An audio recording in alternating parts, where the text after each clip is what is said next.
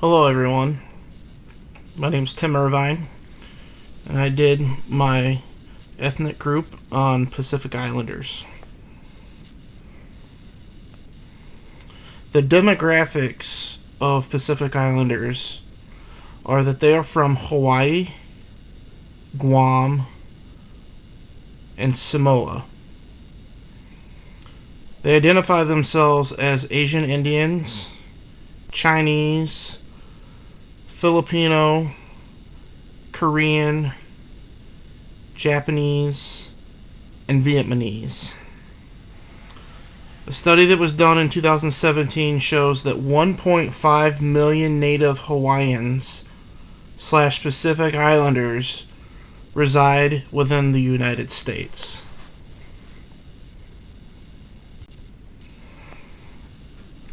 Now, family and culture values. Pacific Islanders have a strong tie to their family.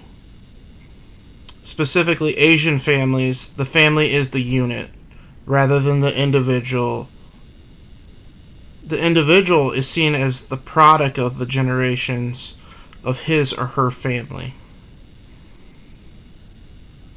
Family and gender and expectations are highly structured.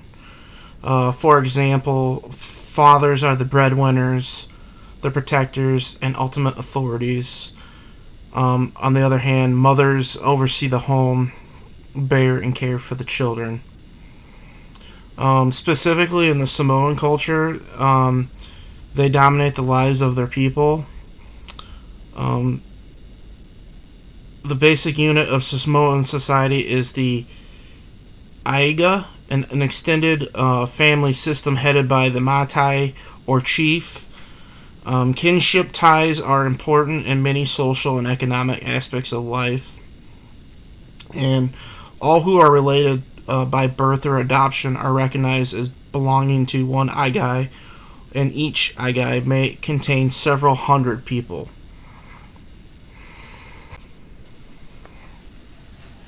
The interviewee that was in the book was Dan Hokoi, and he was a PhD and received a degree in clinical psychology from Queen's University. Dan stated that being Chinese has always been very central to his life, and although it hasn't always been he hasn't always been conscious of it. The things he spoke specifically about were that he thought of his own race as being poor. He experienced a lot of self-hate, and he thought of his race as being ugly. But this all created for him to have greater degrees of conformity and assimilation.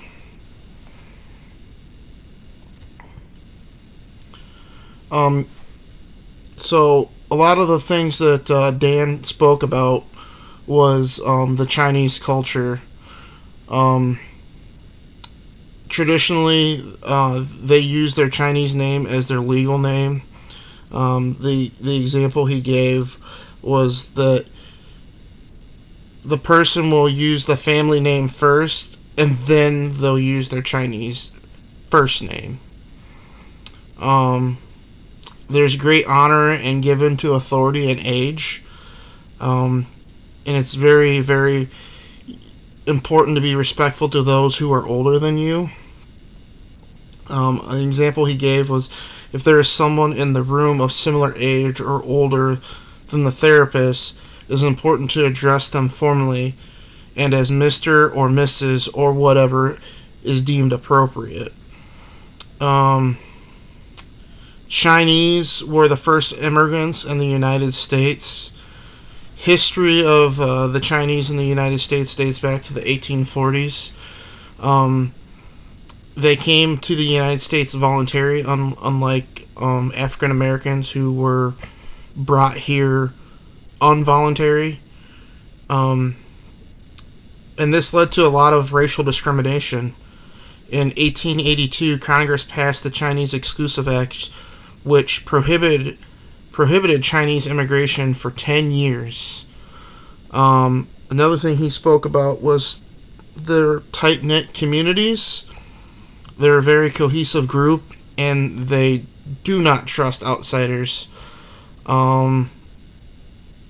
They have been dependent on surviving this way, and the Chinatowns in the U.S. have learned to live on the fringes and be self-sufficient because of this. Again, he talked about respecting for elders. He explained about his grandmother. She always sat at the head of the table, and even as she got older and her thoughts were demented, it was important for his family to still seek out her opinion just out of respect. So in conclusion, what I gathered from studying the Pacific Islanders is that family is a big focus of this ethnic group. Symbolism and being respectful is very, very important. Understanding the roles of the family and the gender is super, super important. And I never knew that the Chinese were one of the first immigrants to come to the United States and experienced so much racial tension before African Americans did. It's kind of, I won't say intriguing, but it's not talked about like it is with African Americans. And although Hawaii is part of the United States, it's interesting to know why we treat it as another country, like it's a destination. It's not like when we mention Hawaii, we treat it as a destination versus it's a state of ours, or it goes no differently than like when we treat Puerto Rico. Puerto Rico it's a U.S. territory, but we it's because I don't know. It just was just very, very, very odd to me how we treat Hawaii. Last thing I will say, it's important for us to see other people more than what they look like or by the color of their skin. We need to treat everyone equally and treat them like humans. This concludes my report on Pacific Islanders. Thank you.